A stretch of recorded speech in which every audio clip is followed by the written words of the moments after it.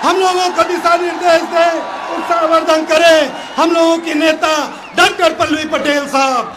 असद साहब डॉक्टर पल्लवी पटेल, असद साहब डॉक्टर पल्लवी पटेल,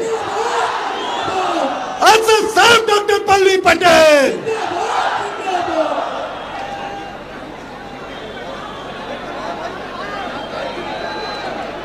जहां मां गंगा की प्रौढ़ता संपत्ति, ज्ञान और वैभव फलित करती हो, जहां तथागत गौतम बुद्ध की वाणी,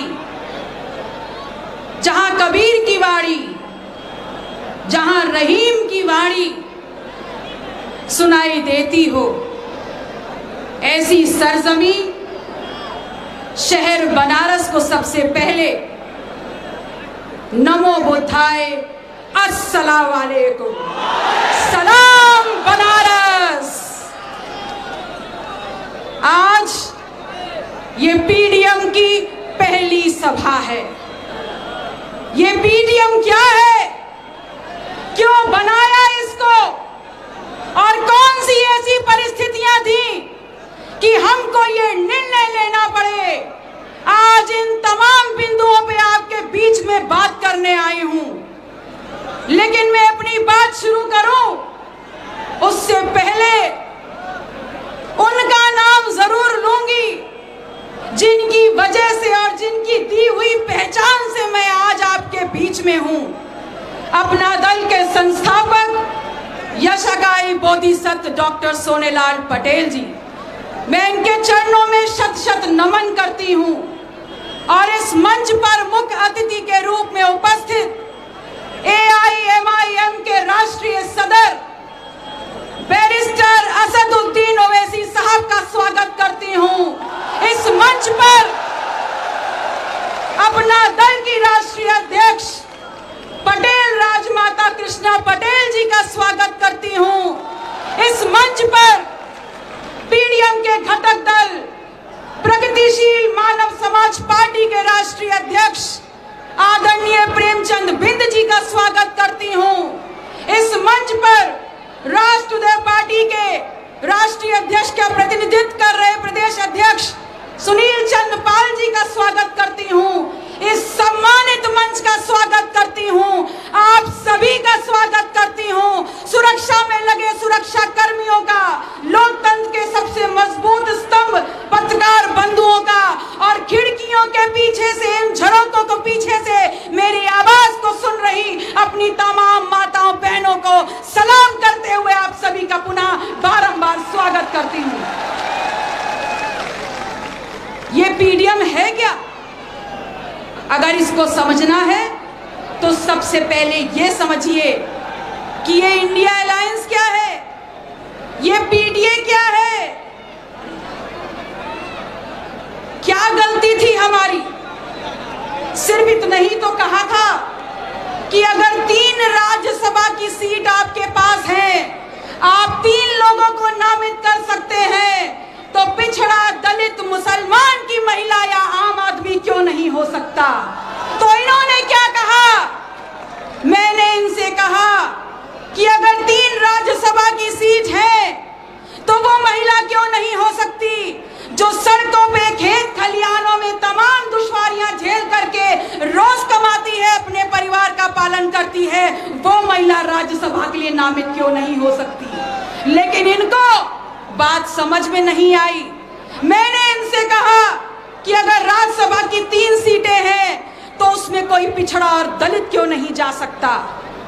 तो इन्होंने मुसलमान महिला को सम्मान देना इनको नागवार गुजरा, और दूसरी तरफ जिसने पिछड़ों का 3 स्तरीय आरक्षण छीनने का काम कर दिया, ऐसे सरकारी बाबू को नामित करके राज्यसभा में भेजने का काम कर दिया।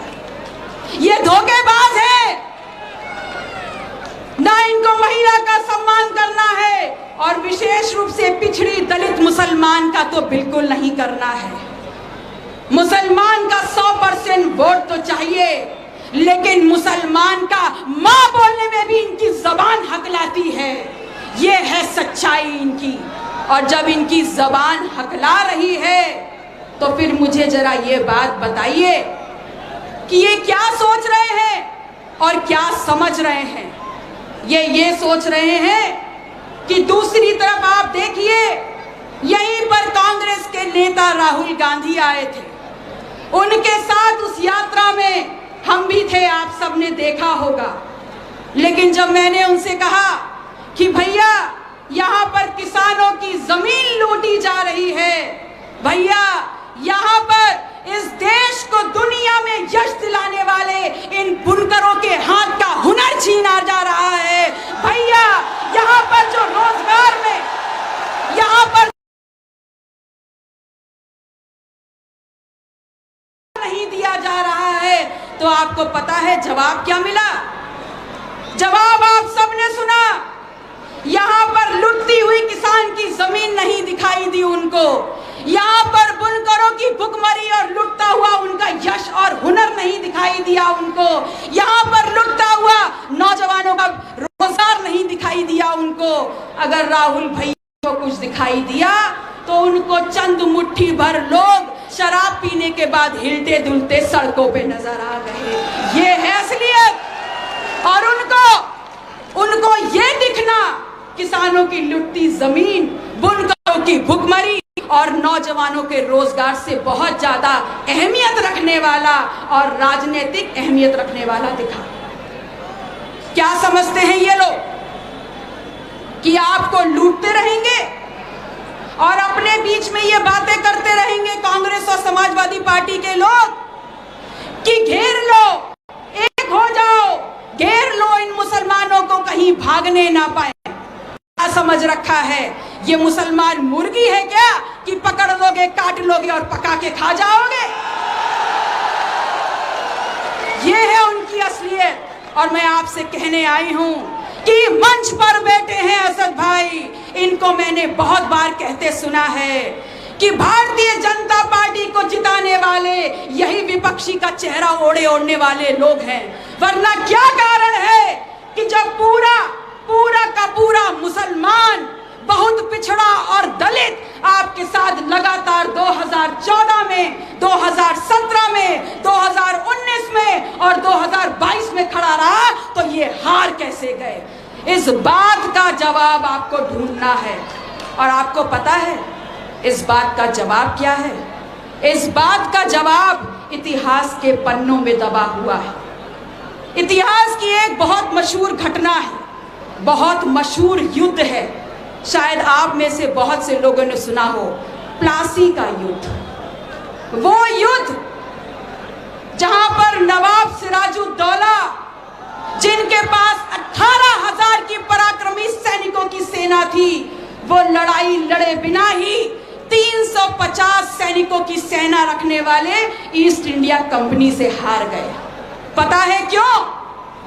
ऐसा नहीं था कि ईस्ट इंडिया कंपनी के वो 350 जो सैनिक थे बड़े काबिल थे, पराक्रमी थे। असलियत तो ये थी कि नवाब सिराजुद्दौला का एक सैनिक 100 पे भारी था। लेकिन उसके बावजूद नवाब सिराजुद्दौला हारे, 18,000 सैनिकों की सेना हारी। पता है क्यों? क्योंकि कमजोर सिराजुद्दौला का वो सेनापति मीर जाफर बिक गया, वो निकल गया दलाल। तो मैं आपको कहने आई हूं, आप सबका आह्वान करने आई हूं कि बार बार ये कमजोर गद्दार मीर जाफर को अपने वोटों की सौदेबाजी करने का अधिकार मत दीजिए। बार बार अगर आप उनको मौका देंगे तो वो बार बार भारतीय जनता पार्टी के खिलाफ जो हमारी लड़ाई है उनको हराने की, उनको जमीन पे पटकनी देने की, उसमें वो आपके वोटों की सौदेबाजी करके आपके वोटों को बार बार तिजारत देते रहेंगे। एक ऐसे धोखेबाज गद्दार सेनापति से लाख गुना बेहतर है आप एक ईमानदार सेनापति को चुनने का काम करें, जो कम से कम आपके दुख और सुख में आपके साथ खड़ा तो होगा। इसलिए मैं आप सभी नौजवान साथियों का, झरोखे के पीछे खड़ी अपनी महिलाओं, माताओं, बहनों का, बुजुर्गान का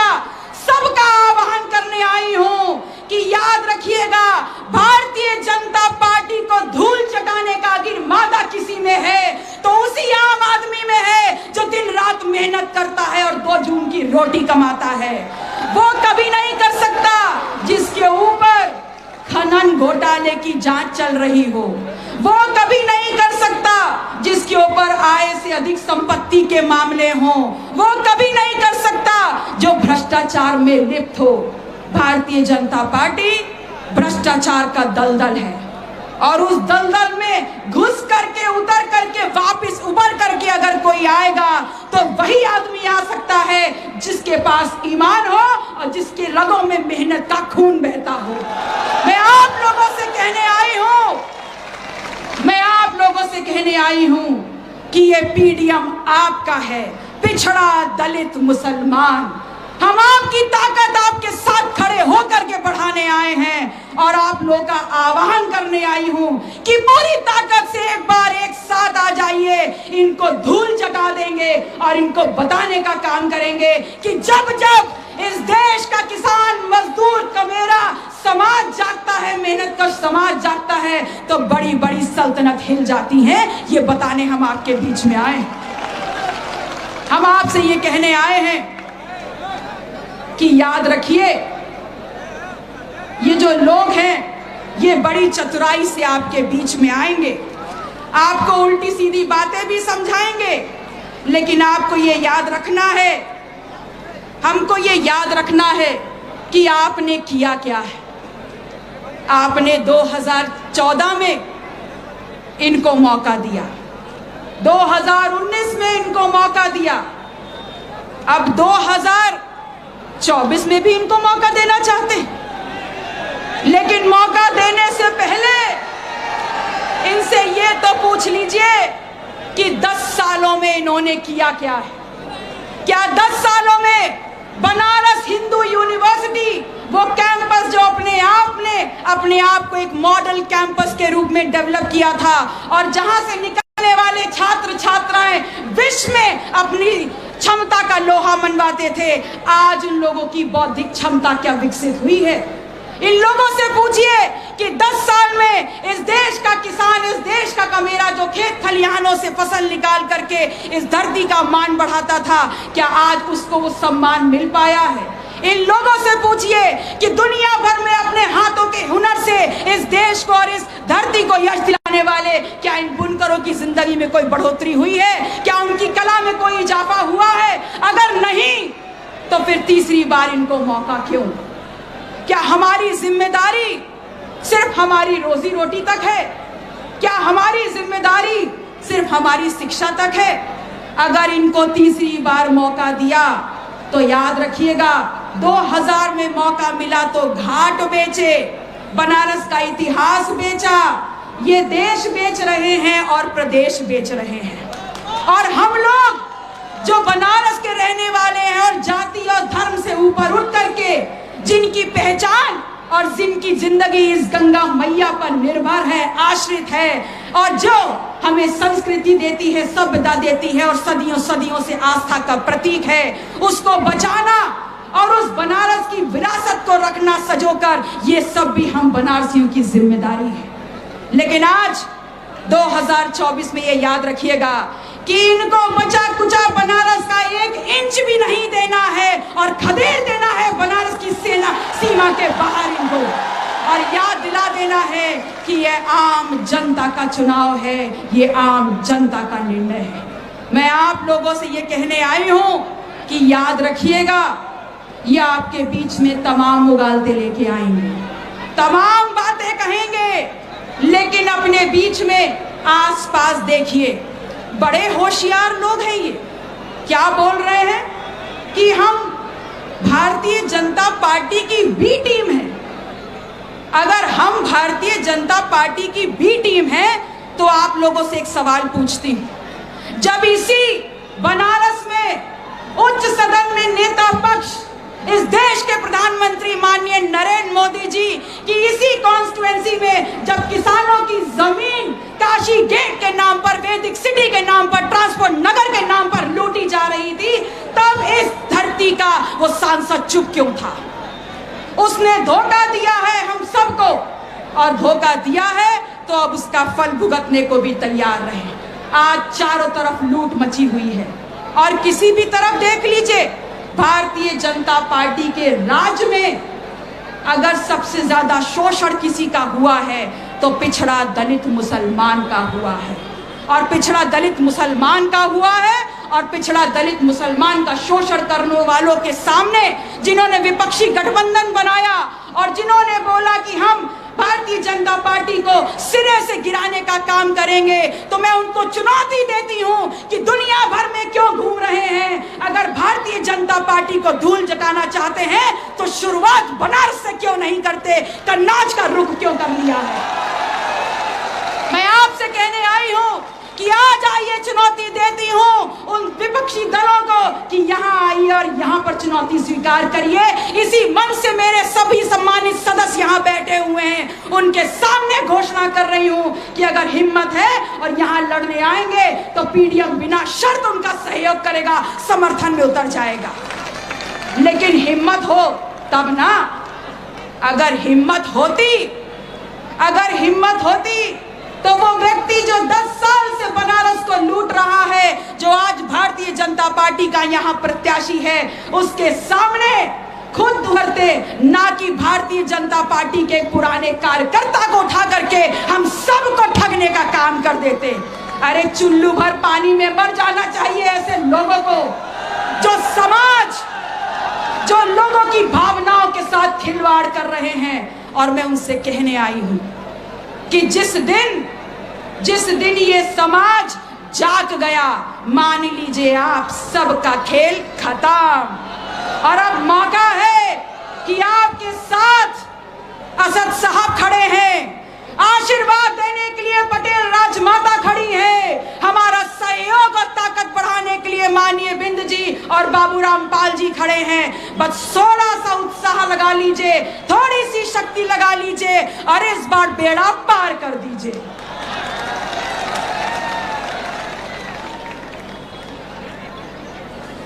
ये कहते हैं कि बीजेपी को ये हराएंगे, और हमको कहते हैं कि हम बी टीम हैं। अगर हम बी टीम हैं तो आपने इस विधानसभा के सदन में मेरी सारी उपस्थितियां देखी हैं, आपने सुना है और आपने देखा है। आप लोगों ने सड़कों पे मेरा संघर्ष देखा है कि जब जब मेहनत का मेरा समाज ने मुझे आवाज दी है, मैं उनके साथ खड़े होकर के सड़क से सदन तक लड़ने का मैंने काम किया है। अगर आपको किसी को भी मेरे उन कार्यों में, मेरी सोच में अगर जरा सी भी मिलावट समझ में आती है, दिखती है, तो बता दीजिए। तो अगर मिलावट नहीं दिखती तो बी टीम हम कैसे हुए? असल में उनको समझ में आ गया है कि बीजेपी की ए टीम और बी टीम दोनों वही हैं। बस वक्त का इंतजार है कि आप कितनी जल्दी उनको डंडे की और लाठी की चोट पे ये समझाने का काम कर दें कि पीडीएम बी टीम नहीं है, पीडीएम आम आदमी की सेना है, मेहनत का समाज की सेना है। और अगर बीजेपी को कोई टक्कर दे करके गिरा सकता है तो सिर्फ और सिर्फ पीडीएम गिरा सकता है। मैं आप लोगों से कहने आई हूं कि याद रखिएगा आज, और इनको चुनौती भी दे रही हूं कि हम लोग कौन हैं। हम लोग गरीबी रेखा से नीचे रहने वाले लोग हैं, बीपीएल, और हम लोग वो हैं जिनको ये 5 किलो राशन देकर के अपने पक्ष में कर रहे हैं। तो मैं चुनौती देती हूँ सरकार को और उनकी तमाम एजेंसियों को कि आप जाएं, गलियों में जाएं और ये बताने का काम करें कि आपकी लिस्ट में और आपकी योजनाओं में जो लोग बीपीएल के अंतर्गत अंकित हैं, क्या वो पिछड़ा दलित मुसलमान नहीं है? आज शिक्षा के अभाव में जिस बच्चे की जिंदगी अंधेरे में गुजर रही है, क्या वो इस देश का पिछड़ा दलित मुसलमान नहीं है?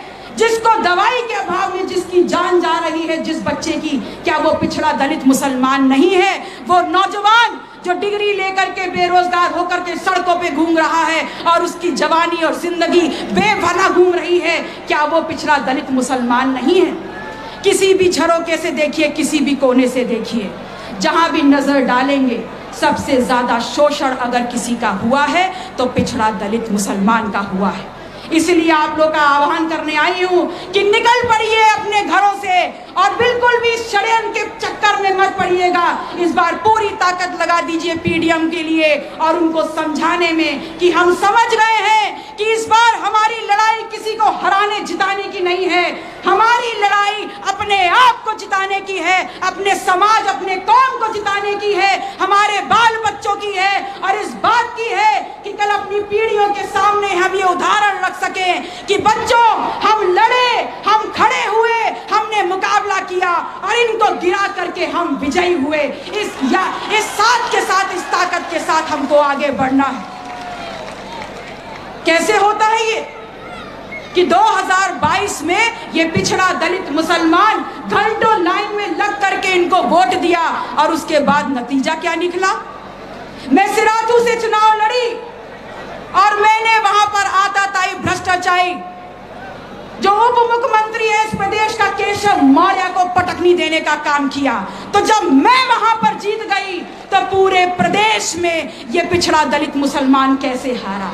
पता है कैसे हारा? वो बैठा है ना कमजर्फ मीर जाफर, वो ना खुद जीत रहा है, ना हमको जीतने दे रहा है और ना लड़ने दे रहा है। इसलिए आप लोगों से बोल रही हूं कि षड्यंत्र के जाल से बाहर आइए और पूरी ताकत से इस झंडे को, इस पीडीएम को लेकर के खड़े हो जाइए और एक सुर में बोलिए कि जीतेगा तो पीडीएम जीतेगा और अगर इनको निकालेगा कोई यहां से बाहर तो पीडीएम निकालेगा। ये क्या कह रहे थे? आपको पता है कि तथागत गौतम बुद्ध से लेकर आज तक बनारस की धरती पर सिर्फ मेहनतकश समाज का राज रहा है। और ये आपके बीच में क्या बोल के आए थे? ये आपके बीच में ये बोल के आए थे कि मैं पटेल का चेला हूं।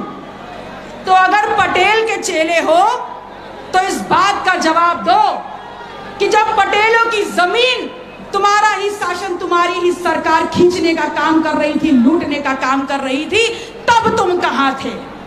और मोदी जी ये बात ध्यान रखना कि अगर तुम पटेल के चेला हो तो मैं पटेल की औलाद हूं और मेरा नाम पल्लवी पटेल है। तुम उनके चेला हो लेकिन मैं किसी की चेली चाटी नहीं हूं।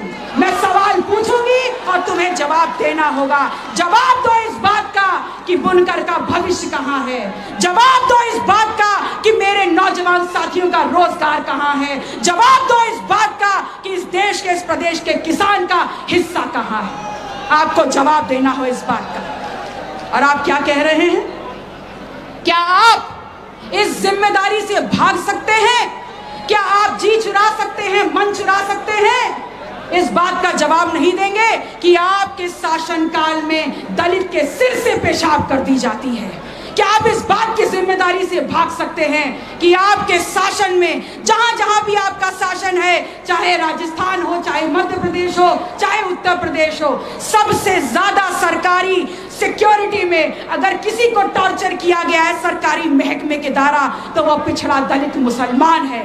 क्या आप इस बात की जिम्मेदारी से भाग सकते हैं कि सबसे ज्यादा अगर सामंतवादी ताकतों ने दोबारा सर उठाया है तो आपके शासनकाल में उठाया है? क्या आप इस बात से जी चुरा सकते हैं, जवाबदेही से भाग सकते हैं कि वो लोग कि जिनके घर गिराए गए, जिनकी प्रॉपर्टियों की कब्जे रखे गए, वो लोग तमाम वो लोग हैं जो पिछड़ा दलित मुसलमान के हैं? मैं आप लोगों से कहने आई हूं और अर्ज करने आई हूं कि पूरी ताकत से पीडीएम में लग जाइएगा और हम लोग आप लोगों को उस ताकत तक ले जाने का काम करेंगे जो आपकी हिस्सेदारी है और जो आपकी हकदारी है। हमने यही सोच करके पिछड़ा दलित मुसलमान का नारा दिया, जो पूर्ण शुद्धता है, जिसमें कोई मिलावट नहीं है और जिसमें संकल्पों और विचारों की 100% गारंटी है। मैं आप लोगों से कहने आई हूं कि आप लोगों को हाजिर नाजिर मानते हुए ये वादा कर रही हूं कि अगर हम सत्ता में आए तो इस देश में सबसे पहला काम जो होगा वो होगा जातिवार जनगणना। आपके बीच में कोई भी बड़ा मेमोरेंडम घोषणा पत्र लेके नहीं आई हूं, कोई कोई झूठे वादों की फहरिस्त नहीं है। अगर कुछ है तो सिर्फ संकल्प कि जातिवार जनगणना होगी, एक एक की गिनती होगी, और जिस समाज की होगी जितनी संख्या भारी, शिक्षा, रोजगार, सदन, पैसा, कमाई, पढ़ाई लिखाई, स्वास्थ्य में होगी आपकी उतनी हिस्सेदारी, और जितनी होगी आपकी हिस्सेदारी इस देश को आगे बढ़ाने में होगी आपकी जिम्मेदारी। आप सब लोगों ने बहुत हौसला अफजाई की है, बहुत ध्यान से सुना है। बस अंत में अपनी दो बातें कहते हुए आप सभी लोगों से रजा लूंगी कि बनारस ने बड़े बड़े इतिहास बनाए हैं, तो कभी ये सोच के डर मत जाइएगा कि मोदी जी को कोई हरा नहीं सकता। अगर बीजेपी को हराने का दावा करने वाली बीजेपी की ये ए टीम नहीं हरा पाएंगी तो हम पीडीएम मिल करके मोदी जी को रफा दफा कर देंगे। इस वादे के साथ और उदाहरण के साथ कि आप सभी को 1977 का वो चुनाव याद होगा जब लोक बंधु जननायक राजनारायण जो आपकी धरती पर पैदा हुए, उन्होंने तत्कालीन आयरन लेडी प्रधानमंत्री इंदिरा गांधी को धूल चटाने का काम किया था। तो जब आयरन लेडी हारी, जब उस वक्त की आयरन लेडी हारी आम जनता के हाथ, तो इस वक्त ये झुट्टा भी हारेगा इस देश की आम जनता के हाथ। बहुत बहुत शुक्रिया। पुनः आप सभी को सलाम करती हूँ। नमो बुद्धाय, जय संविधान, शब्बा खैर।